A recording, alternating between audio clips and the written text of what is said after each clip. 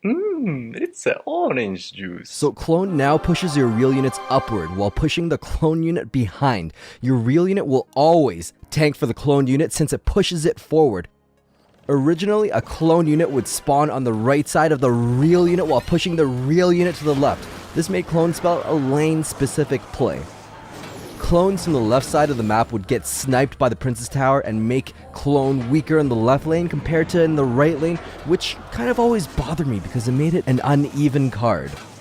All of the other mechanics of clone, like the distance that pushes your real unit and the radius of the entire spell, will remain the same. This in turn gives your real unit a boost towards their tower. Before, when you cast the clone, it did slightly interrupt your unit and halt its position in place before moving again. But now it makes up for that slight pause by moving your unit forward. Any sort of long-term spell that deals damage over time, like a poison or tornado, is going to wreck the clone spell. Especially poison. That's 8 whole seconds that they can't clone anything. Now with the giant skeleton, this is juicy. Before with the giant skeleton, if he wasn't already touching the tower, then there was no point cloning him since both the real and clone bomb it wouldn't connect if you cloned it. But with the new clone spell, in this case, even if the giant skeleton is frozen or even snared by the Ramrod, what you can do now is clone skip him forward. That real giant skeleton is going to connect to the tower. The drawback of this is that the clone unit is now technically further away from the tower, and that giant skeleton kind of struggles to move around the other big giant skeleton. This rework can be seen as a buff to the giant skeleton, since it was almost impossible to connect him to the tower for that sweet, sweet death damage. But with the new clone, it potentially makes him a bit more viable.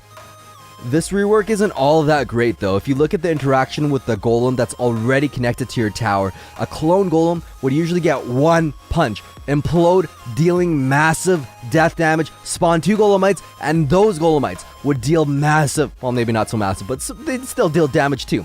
This generally resulted in 1,000 damage on your tower practically instantaneously if your original golem was connected to the tower. Now with the new clone spell, you can technically persuade your golem to connect a bit faster by nudging him forward, but the drawback here is that the clone golem is a bit clunky as it clumsily tries to walk around the golem. This essentially takes 1 second longer for the clone to reach the tower, giving your opponent plenty of time to eliminate the clone golem, preventing 1,000 clone damage. You can still skip and dodge spells like Rocket and maybe even a Fireball. This is very rare to do, and you've got to have 200 IQ to pull this maneuver off in a real live game. Traditionally in the past, clone would be optimal to skip on the left lane since it pushes the original away from the building. And it used to be optimal to push the right lane to go for 3 crowns since the real unit skips towards the king tower, and both lanes are now equal. Clone skipping away from a building is still possible, but it's a bit harder to pull off. The only 2 cards that are reasonable to clone skip is going to be Lava Hound when the building is planted 4 tiles in the river, 1 tile from the Princess Tower. This essentially brings the Lava Hound closer to the Princess Tower. Geometry! How does it work? And yes, you can clone skip a balloon as well as long as that building is planted 4-1. Clone skip your lava deck away. Now, the golem is going to be the only ground unit that can consistently clone skip and bypass a 4-3 cannon. Of course, that's 3 tiles away from your Princess Tower. It is possible to skip the golem with the golem planted 2 tiles from the Princess Tower. The timing isn't very hard and can be replicated consistently. However, clone skipping Giant, Hog, Ramrunner, and Battle Ram are insanely difficult. You have to be pixel perfect. We once clone skipped a giant skeleton against the 4-2 cannon, but we literally cannot replicate this play.